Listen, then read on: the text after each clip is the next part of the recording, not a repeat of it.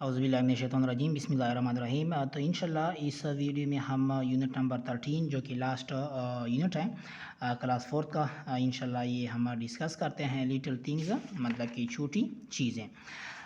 ये एक पोएम है जो कि जूलिया एकर्नी ने लिखा है। तो चलिए स्टार्ट करते हैं स्ट्रेस से। स्ट्रेस क्या होता है?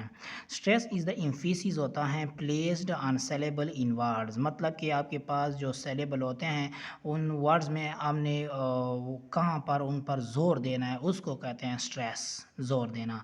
इस यह एक होता है रिदम। रिदम क्या होता है? रिदम होता है रवानगी को बोलते हैं। Is the repeated pattern of sound and moments, मतलब उसको जो हम कहते हैं हम काफ़िया अल्फाज, उसको इंग्लिश में क्या कहते हैं? रिदम। जैसा कि आपके पास गुड, बुट, शुट वगैरह वगैरह, ये क्या है? ये रिदम हो गया, रिदम।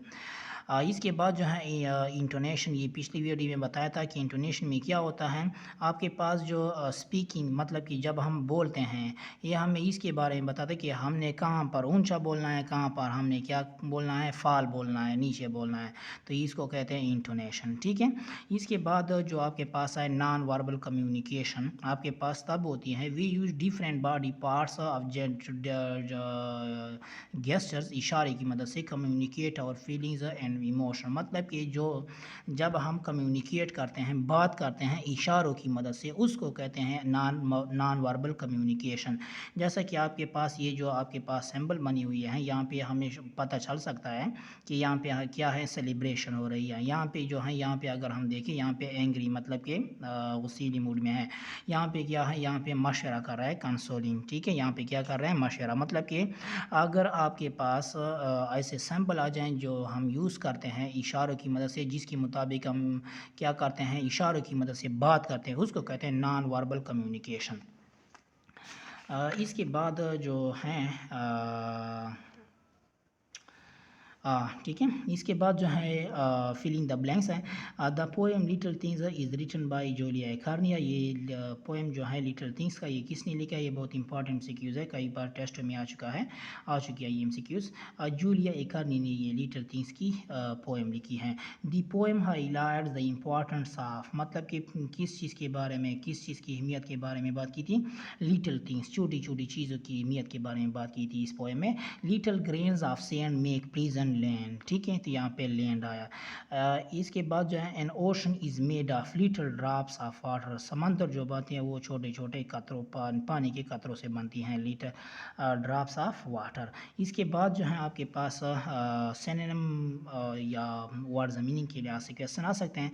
इटर्निटी लामहदूद को, जिसका कोई हद न हो, इनफाइनाइट और अनएंडिंग टाइम को बोलते हैं। इसके बाद जो है प्लीजेंट, प्लीजेंट मीन खुशगवार, प्लीजेंट मीन खुशगवार, giving sense of enjoyment. Mighty ताकतवर, स्ट्रांग एंड पावरफुल, स्ट्रे गुमराह हो जाना, टू वंडर। विर्चो मतलब कि खूबी, गुड एक्ट, एक अच्छा अमल। इसके बाद जो है रेगुलर फॉर्म, अच्छा यहाँ पे देखिए, वहाँ पे था आपके पास regular noun and irregular noun, यहाँ पे आ रहा है regular verb and irregular verb. यहाँ पे देखिए regular verb and irregular verb में क्या होता है? ये होता है बेस फॉर्म, जिसको हम फर्स्ट फॉर्म ऑफ वर्ब बोलते हैं। ये पास्ट होता है, जिसको हम बोलते हैं सेकेंड फॉर्म, और ये थर्ड होता है जिसको हम बोलते हैं पास्ट पार्टिसिपल।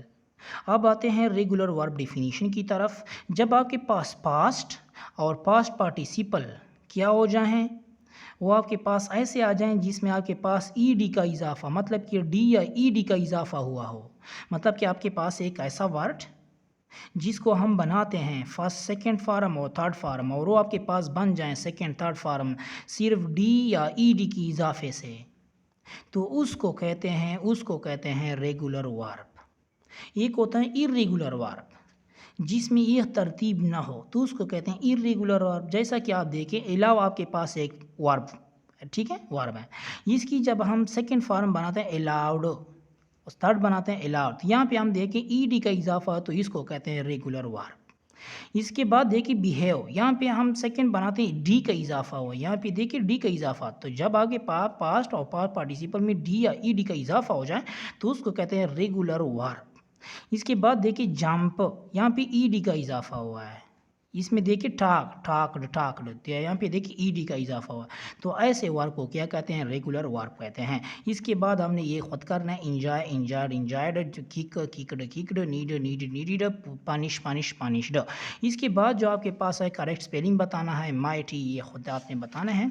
इसके बाद जो है ग्रामर पोर्शन, क्वेश्चन वर्ड्स कौन से होते हैं, are use to ask question, जिसके मुताबिक हम क्या करते हैं, क्वेश्चन पूछते हैं। जैसा कि आपके पास ये where is your new school, ठीक है, which story is yours, story book is yours, इसमें हमने सिलेक्शन करनी है।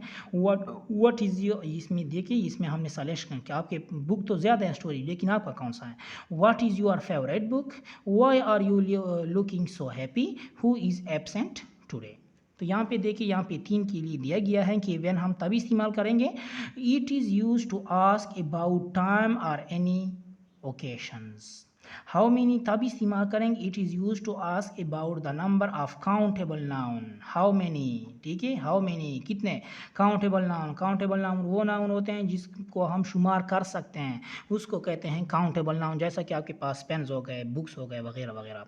और इसका मैंने ट्रिक भी बताया था काउंटेबल का, कि काउंटेबल नाउन वो होते हैं जिसकी हम प्लूरल बना सकते हैं। जैसा कि आपके पास पिंसल है, पिंसल। और अनकाउंटेबल वो होते हैं जिसकी हम प्लूरल नहीं बना सकते।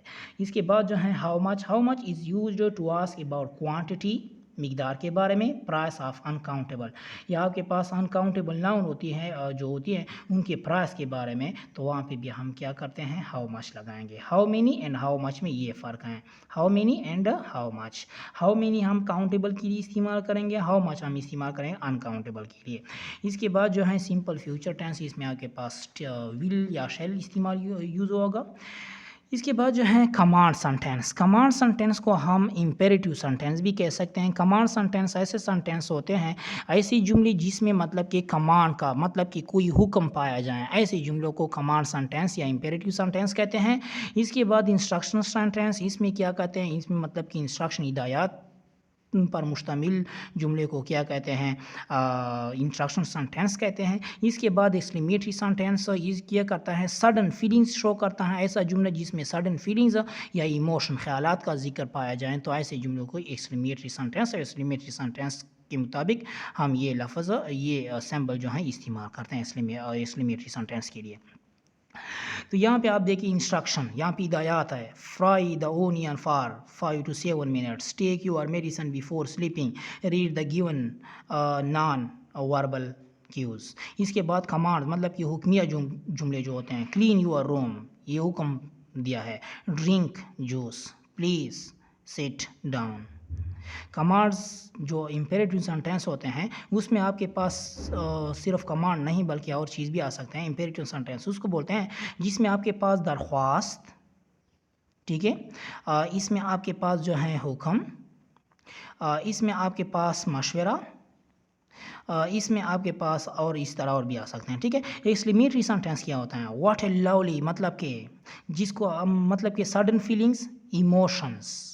What A lovely waterfall, you want a glass. अच्छा यहाँ पे देखें, यहाँ पे हमने ठीक मार्क लगाना है कि ये आपके पास कौन सा है। Do you are chores after, यहाँ पे डू करना, ये यहाँ पे हुक्म दिया गया है, ठीक है। और इसके बाद जो लास्ट पर है इसके मतलब कि क्वेश्चन मार्क भी नहीं है, तो ये क्या है, ये यहाँ पे हुक्म दिया गया है। इसके बाद जो है सारो ड्रिंक्स विद मील, यहाँ पे इंस्ट्रक्शन हिदायत दिया है, मशवरा दिया है, वाह व्हाट ए लवली ड्रेस, यहाँ पे एक्सक्लेमेटरी सेंटेंस है।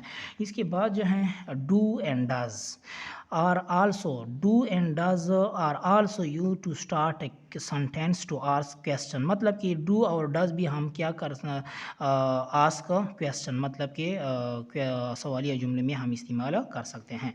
इसके बाद जो हमारा है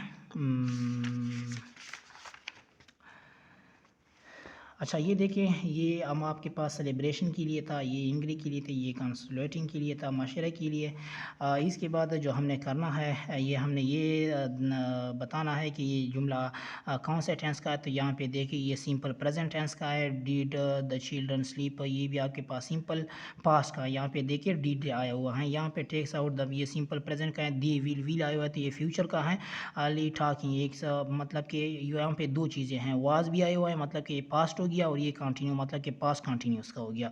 इसके बाद जो है हमने क्या करना है, हमने इसकी हाइफन करेक्ट करना है। यहाँ पे द बिल्डिंग हैज़ अ 34, तो यहाँ पे 30 और 4 के दरमियान क्या आएगा, हाइफन यूज़ होगा। यहाँ पे 1/4, यहाँ पे 1/4 में आपकी क्या होगा, मतलब कि हाइफन यूज़ हुआ होगा। यहाँ पे वेल नोन, ये इसमें क्या होगा, हाइफन यूज़ होगा।